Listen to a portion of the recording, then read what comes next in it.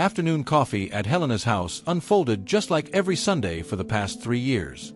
The mahogany table was laden with homemade savory snacks, cakes, and the traditional lemon pie that brought the neighborhood group of friends together. The clinking of porcelain cups against saucers mingled with cheerful laughter and lively conversations. Donna Rosa had only moved to the neighborhood 6 months prior.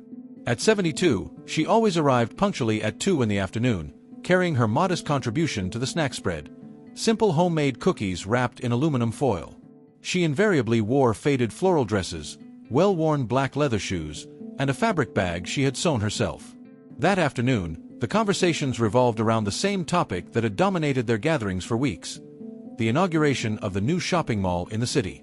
Helena, a 50-year-old woman who owned a small clothing store, gesticulated animatedly as she spoke. "Girls, you can't imagine what it means to have a store in the new mall. The rents are sky high, only big business people can afford them.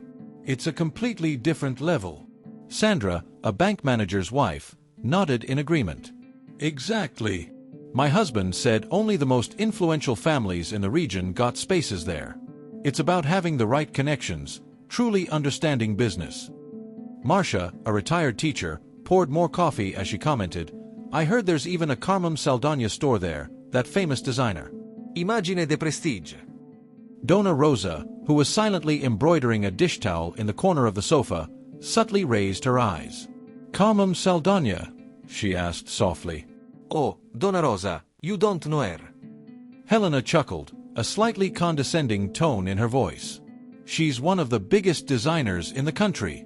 Dresses celebrities, has stores in Sao Paulo, in Rio. Very important people, you know? Not from our world." Rosa refocused on her embroidery, making small, delicate stitches on the white fabric. "I see," she murmured.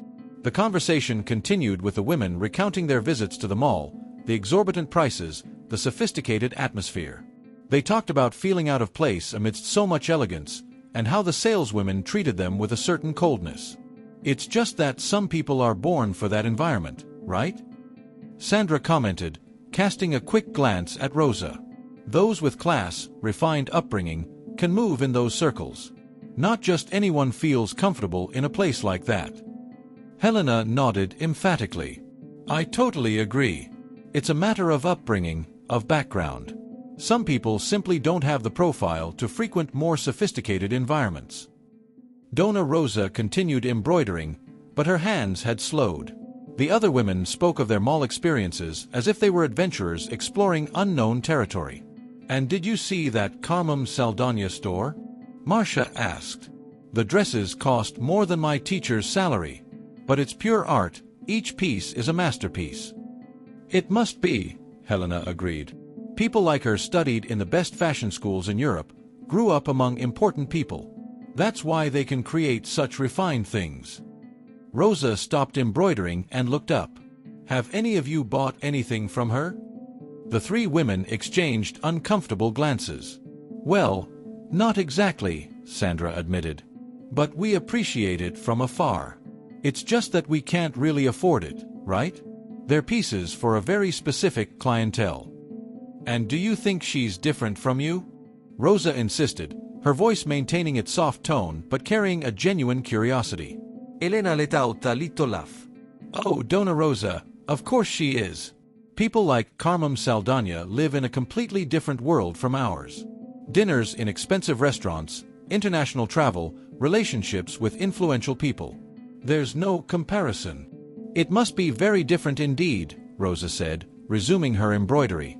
The afternoon wore on, and the conversations diversified. They talked about their children, financial difficulties, and the small problems of everyday life. Donna Rosa participated little, mostly listening and making occasional comments. As the sun began to set, she gathered her sewing supplies into her fabric bag. "Girls, I need to go. I have an early appointment tomorrow." What appointment, Donna Rosa? Marcia asked curiously. "Oh, just a work meeting," she replied, standing up and smoothing down her floral dress. Helena chuckled. "Work? You still work, Donna Rosa?" "Yes, dear, I've always worked." "And what do you do?" Sandra pressed, with a smile that barely concealed a hint of superiority.